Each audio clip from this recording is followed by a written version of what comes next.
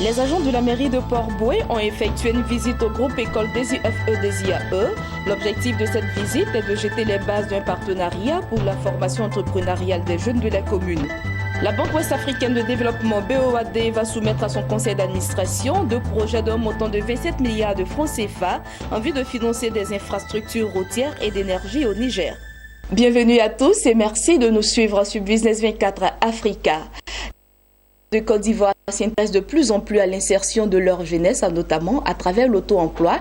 Et c'est le cas de la mairie de Port-Bouët. Les agents de cette mairie, justement, ont effectué une visite au groupe école 2IFE2IAE. L'objectif de cette visite est de jeter les bases d'un partenariat pour la formation entrepreneuriale des jeunes de la commune de Port-Bouët afin de faciliter leur insertion socio-économique. Regardons. Une visite pour jeter les bases d'un partenariat au profit de la jeunesse, mais aussi s'imprégner du savoir-faire d'un établissement de référence en matière de formation et d'insertion. Voici les objectifs principaux de la visite des agents du CEFI, carrefour de l'emploi, de la formation et de l'insertion de la mairie de Port-Bouët au groupe école des IF et des IAE. Comme ici à l'université de l'entrepreneuriat d'Azagui, de DSIF et des IAE, les agents de la mairie de Port-Bouët ont découvert des chantiers d'école d'agriculture tropicale avec un échantillon de plantation, un centre d'incubation agropastorale, aviculture, cuniculture, bovin, caprin, ovin. Sur le site d'Azagui, la pratique est associée à la théorie. Plus loin, à seulement quelques gravats, le chantier de l'université de l'entrepreneuriat en construction constitue le premier champ expérimental en bâtiments et travaux publics pour les étudiants. À ce niveau, les émissaires de la mairie de Port-Bouët ont constaté un amphithéâtre, un étang piscicole avec plusieurs bassins. À côté de cela, la route pour faciliter l'accès au site et les poteaux électriques entièrement financés sur fonds propres par le groupe des IF et des IAE.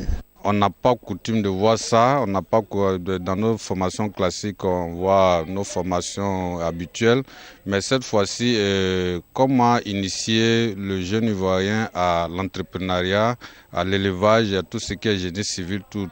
Et on a coutume de dire, bon, c'est toujours bon d'être un maçon, un électricien ou bien un éleveur, tout, mais il faut d'abord être formé. Et je crois que les écoles de formation en la matière ne sont pas légion. Donc, eux, ils viennent, n'est-ce pas, pallier à ce déficit-là. Et c'est ça qui nous a émerveillé, de voir une école, et c'est du sérieux, c'est du balèze.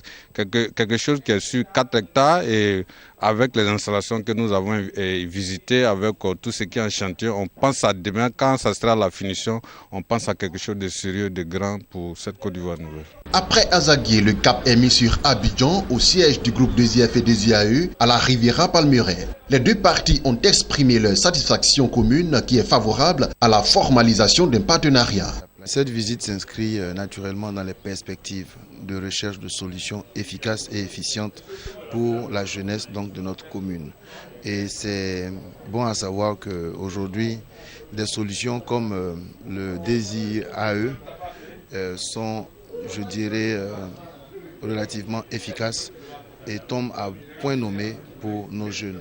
Nous avons fait la visite aujourd'hui, nous sortons de là très très rassurés. C'est une satisfaction de savoir qu'une mairie aussi grande et importante ait choisi de visiter nos installations pour montrer notre savoir-faire, notre savoir-faire et le savoir-être en matière de formation et d'insertion des jeunes en Côte d'Ivoire. L'occasion a été trouvée par le fondateur Kouassé Rafin de définir les perspectives de son groupe, à savoir s'installer dans les 19 régions du pays. C'était le reportage de Max Soubi et de Lignon Gilbert. Poursuivons avec ces informations en bref et en images. En visite au Niger, le président de la Banque ouest-africaine de développement BOAD a annoncé que la banque va soumettre à son conseil d'administration deux projets pour un montant de 27 milliards de francs CFA en vue de financer des infrastructures routières et d'énergie au Niger. Il s'agit de tronçons stratégiques pour l'approvisionnement du Niger, d'une part à partir du port de Cotonou et d'autre part à partir du Nigeria.